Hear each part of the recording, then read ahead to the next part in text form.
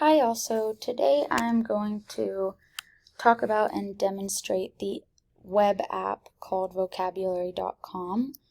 This web app can be used for multiple subjects and used in a multitude of different ways for both the teacher and the student.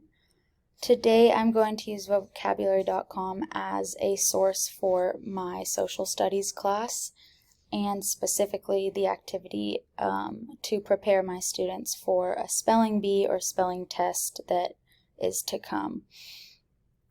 On vocabulary.com there are multiple ways and outlets that you can explore the subject that you are teaching or learning as a student, and you are able to use this in the classroom alongside your students, as well as your students can use this at home if they have the resources necessary to prepare themselves for the upcoming assignment at hand. You can do things such as create lists about the topic. You can also join a jam, which is a group of other students or other groups that are wanting to learn about that same subject as well. But today we are going to come up to the top here and we're going to click on vocabulary lists. And we're going to click onto New List. So here, this is where you can add in all the words or things within the unit that you are hoping to learn or study. But today, because we're going to do a social studies spelling bee or spelling test, I'm going to come up here to a different window where I have all my words for my students, and I'm going to copy those. And then I'm going to paste them into my list, each word into my list, into my set of lists. Then we're going to click Next Step, and it's going to take us to all of our words and all of their definitions that are applicable to the grade that you are working with or that your student is in. And then we're going to put spelling test social studies. Learn these 14 words. It then sends you to different options as to what you can do to practice these words. With this part of vocabulary.com, this is where it provides the word and then the meaning of the word.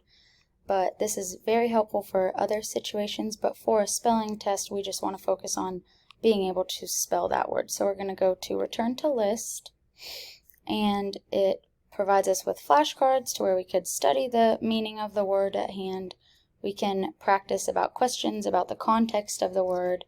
Again, that jam where you can compete with other people in a quiz form, but we are going to use the spelling bee form. So we're going to click on spelling bee, and it is going to tell us the word at hand. And then we're going to play the word. Pull. The word is pull, so now we're going to type it in.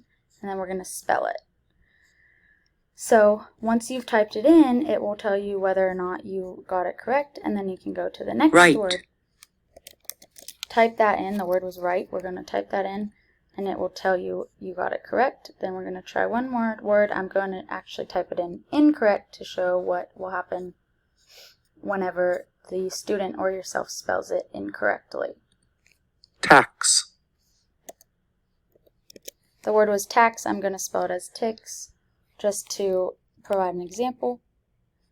Then it gives you the opportunity to try again. You can play back the word and then keep attempting. I like this as a form to prepare for a spelling bee because it allows the child to understand the feeling of someone saying the word, practicing the word, and then spelling it out. And it's a way that they can have control of practicing and preparing for that spelling test. It is also helpful that this vocabulary.com provides the score, the time, and it also provides the definitions of each word. So if a student is wanting to go further in studying, they can also use this outlet to prepare themselves as well. And that is the web app vocabulary.com.